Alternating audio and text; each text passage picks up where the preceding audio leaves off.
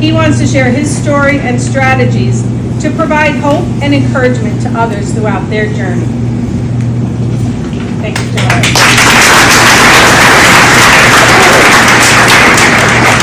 Thank you for that kind introduction. You're very welcome. Hello, my name is Jonathan Gardner. I am a 20-year-old cancer survivor who happens to have autism, and I am honored to have been asked to be here tonight to speak to all of you. Since the age of 13, my vision for myself has always been to help others in any way I can. I hope tonight, I can help by sharing my story and giving louder. Yeah. Do I just start over or? No, keep going. Just loud. Alright. People in the back, John. Alright. Sorry, I'm more of a soft speaker. Alright. My vision for myself has always been to help others in any way I can.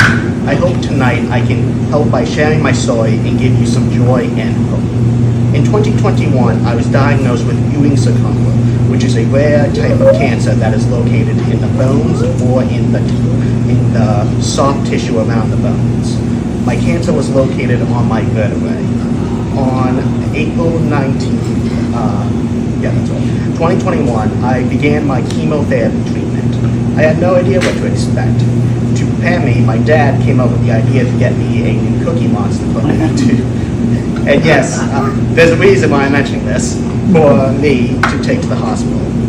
My mom was able to talk to the hospital staff to get a real port placed inside of my Cookie Monster so I could feel what the port would feel like inside my body. Knowing what the port was going to feel like and what it was going to do did relieve a lot of anxiety on me. My treatment consisted of 14 cycles of chemotherapy, which was 5 days on what was called back, with 9 days home, and back again for 2 days of IV, with 12 days home. One of the drugs I was given was called the Red Devil. And I can tell you for a fact that that is an extremely fitting name.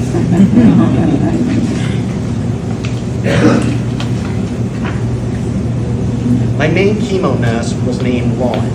Even though she had a COVID mask on, I could tell right away that she had a smile on her face because her cheeks seemed to be raised a little above the mask. She came right in and introduced herself to me and my mom. She asked me to tell her about some of the things that I loved. I told her all about my favorite video games and my work as a skills trainer for children with autism. She made me feel a little bit more relaxed. She explained how everything was going to work and was just so genuine. Throughout our time together, Lauren began telling me more about her journey with cancer. This helped me so much to know I was not alone in my thoughts. One of my favorite things about Lauren is that she took the time to get to know me as a person. We spent a lot of time sharing our stories. My apology team is the best. I say this because they are. My nurse, Christina Kim, recently just told my mom, we are part of Jonathan's life forever. They have not just supported my physical health, but my mental health as well. I'm going to tell you a few of the inspiring things that they have said to me. Dr. Greg Cody, he is my oncology doctor. He is kind, open-minded, and wise. He once told me, Jonathan, there is absolutely nothing you cannot do. You have done the toughest chemotherapy treatment there is. There is no stopping you now. I did take that one to heart. Next, my nurse, Christina Kim. Nurse Christina, or should I say, our translator, is the kindest, smartest, supportive nurse. Christina would explain things to me in a way that no one else could. She once told me, this has not been an easy journey, but through it all, you have demonstrated strength, resilience, determination. You maintain your sense of humor, and you have been honest with your feelings and vulnerabilities. You are a champion, and I want to be like you when I grow up.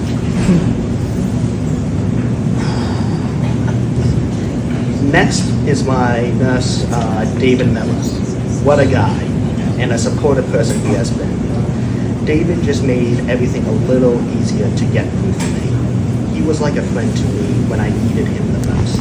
During my cancer journey, I would ask why this is happening to me. David once told my mom this to tell me. If Jonathan asks why me, I think it's because we need to meet people like him that are genuine, grateful, it's grateful, right? Grateful. Yeah, grateful. Did I show you this? I forget it. Try to do something funny, can't work. My brain. It's because we need to grateful and show us what can be accomplished despite the adversity has faced in his life. Last for my medical team is Nurse Julianne Henderson. During my treatments, I needed a nurse to come out to the house and access my port so I could have fluids in between my treatments. Julianne said she would come out and access my port so that I could stay home for a few days. She came after working a long day in Boston and cared for me like a true angel. She did this with zero pay at all, and she just wanted me to just become better. Julianne holds a very special place in my and my family's heart. She has given me the chance to be at home during a very challenging time. Julianne told me, Jonathan, we are here for your physical well-being and to support you emotionally as well. We all love you and are going to work together to make you completely well.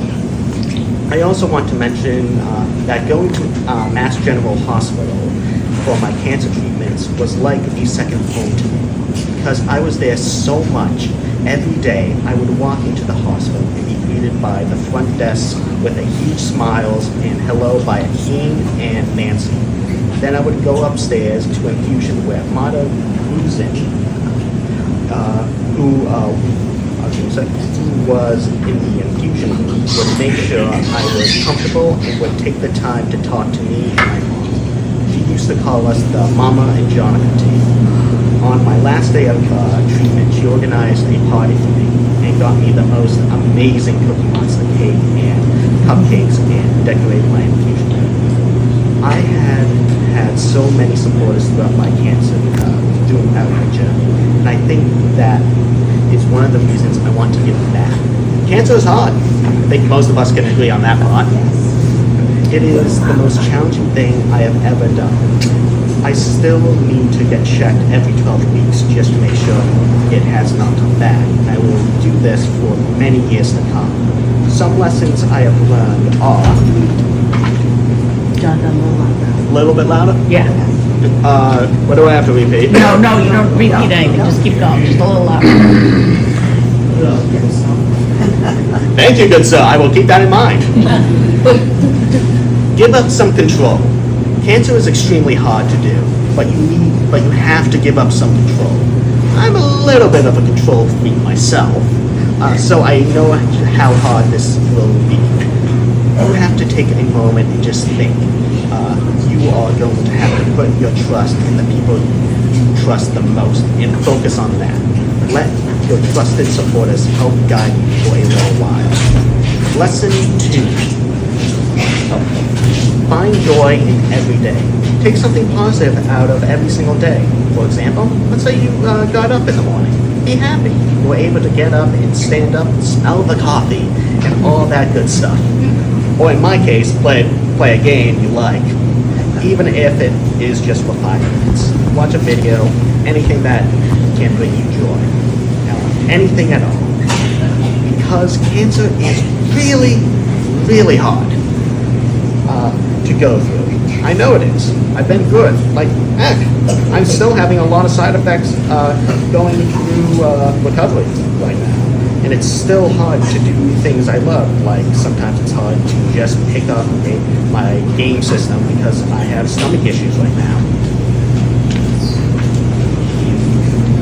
Lesson 3. Ride the wave. There are always going to be challenging times in each of our lives. My therapist, Mrs. Clifford, who my mom and I had to call a lot during my treatments, taught us, this strategy that I still use to this day. Picture yourself on a boogie board or a surfboard in the ocean. Now picture yourself in smooth waters. Now all of a sudden, a huge wave of panic, anxiety, and worry comes, and you fall off your surfboard. Now we need to acknowledge your stress in this scary situation and control your emotions so you can get back on the surfboard and ride the wave of panic, no matter how long it takes to shore. Where it will end, it is a challenging ride sometimes, especially when our thoughts and emotions get in the way. But if we can picture ourselves riding that wave, we can try and feel more secure knowing that we will have our control back one day when we get to shore.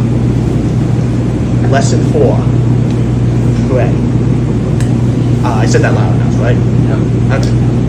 When you are in a hard place sometimes, the best option I can give you is to pay. Well, not to pay, to pray, excuse me. For example, once I was having what felt like a heart attack. It was unbearable. So I prayed to God to help with the pain. It helps me mentally, obviously not physically. It helps me, but it helped me at least feel relief to an extent. I'm still trying to figure out my lifestyle because honestly, cancer is life-changing. Every moment, every minute, every hour, every day, just appreciate it because that is all we get. What we do with life is the best we can do, so live your best life. Continue to stay positive and have a positive mindset. Spend time with your family and the people you love. Find new ways to do challenging things. Lesson 5, have a positive mindset. Some people may think it is all about treatments. A lot of it is, but a big piece of fighting cancer is all about your mental health. It's a huge challenge up here in your head. If you can't meet your mind's challenges, it can consume you. You might not be able to, you might be able to defeat cancer and be better, but up here, your mindset might be damaged. I've learned this the hard way a couple of times myself. Cancer, well, it sucks. It's just awful, but you have the power to smile each day, enjoy life, and just be yourself and find new ways to bring you joy each and every day. Lesson 6, find your support person. Fill your life with the people who truly support you and allow you to live your best life. For example, you just need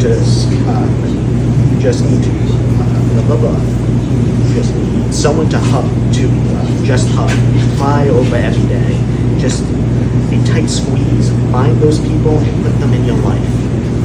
Work to figure out the negatives, the lies, and then you will figure out what is needed for yourself. There were 3 people who were my biggest supporters during my cancer journey. My brother Eric, my dad, and my mom. I love you all so much and I have not done this all without you. A few examples are Eric, who is here today. Stand up. I'm doing this to all of you.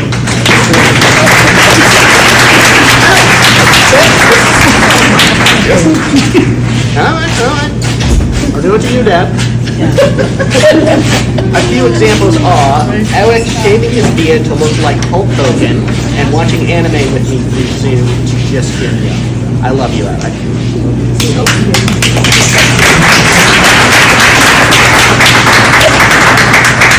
Dad?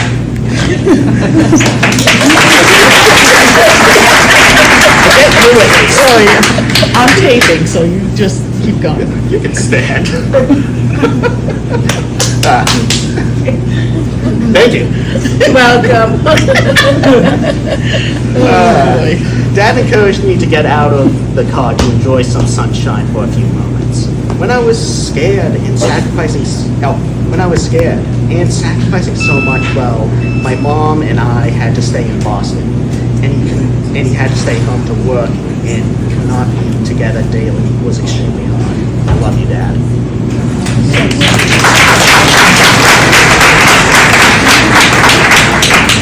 Now my mom. Okay, I tried. Very easily. Go ahead. Here I am. Go ahead, honey. I think now, after everything we've been through, we both know how much a single second can change someone's life forever. You were just always there for me, every step of the way.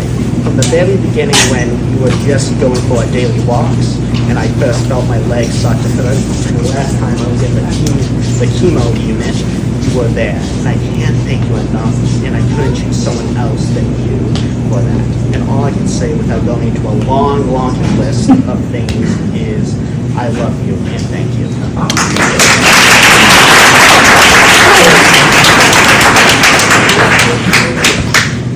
Lesson 7, focus on what you can do. The true battle of cancer might not be cancer itself. It's what you can do to stop it from infecting you. It's mostly about that. You can figure out new ways of doing things. Say, for example, you like running. Maybe switch to walking and maybe speed walking. I do that now because my tumor is still in me and has made my vertebrae very fragile. So now I have lifelong mobility issues, so I cannot run, golf, bowl, ride a bike, swim, and so many other things. I used to actually be an Olympic swimmer. So yeah, you can imagine that one. But that is okay because I have the chance to wake up each morning and I can go fishing with my father, and I can make a difference for others. I can be positive and move forward and be so very grateful to my medical team for saving my life. I can find some joy in every day. There are so many things I can do, and you can do as well. You just need to be able to be open-minded to it. Lesson 8, accept your new normal. I'm ready to accept my new normal. Since survivorship began in 2022, I was sworn in by Governor Charles Baker to the Massachusetts Developmental Disability Council, where I get to make a positive difference across the state for people with disabilities. I became the official ambassador I became the official ambassador of a program called Operation House Call, where families teach doctors how to communicate best care for their. Sorry, I'm losing track of this. I'm just going to start from here. How to communicate and best care for their patients with intellectual developmental disabilities and autism by the ARC of Massachusetts. I am a Flutie Fellow for the Doug Flutie Jr. Foundation for Autism, where I get to share my vision for helping others in any way I can. I am passionate about using my own life experiences to make sure others can live their best lives. Advocacy has become part of my life. My advocacy work and goals give me a purpose. It has created a reason for everything I have gone through. At the end of the month, I will be testifying for supported decision-making. Supported decision-making is an alternative to guardianship where people with disabilities, like me, to make their own decisions by choosing support people to help them make choices. This is also for the elderly as well. Lesson 9, 10, and more, I have not figured out yet, but I look forward to learning. I would like to give many thanks to the American Cancer Society for all they do for people and their families with cancer. My medical team has shared that some of their patients have received grants for rides and transportation from the American Cancer Society, as well as patients receiving free wigs from a company that works with the American Cancer Society. Since most insurance companies only pay for some of the cost of wigs and patients are left with out-of-pocket expenses. I'm tired, people. It's okay. Which can sometimes be high and they cannot afford to buy one. This has helped many of the women patients who cannot afford to buy wigs during their treatments. I'm so thankful every day that I get to live and share my voice. Life is such a gift. Excuse me. Life is such a gift, and it should be for all of us. My plans for the future are to continue to live each day, be positive, and make others happy. I feel like things happen for a reason. Thank you.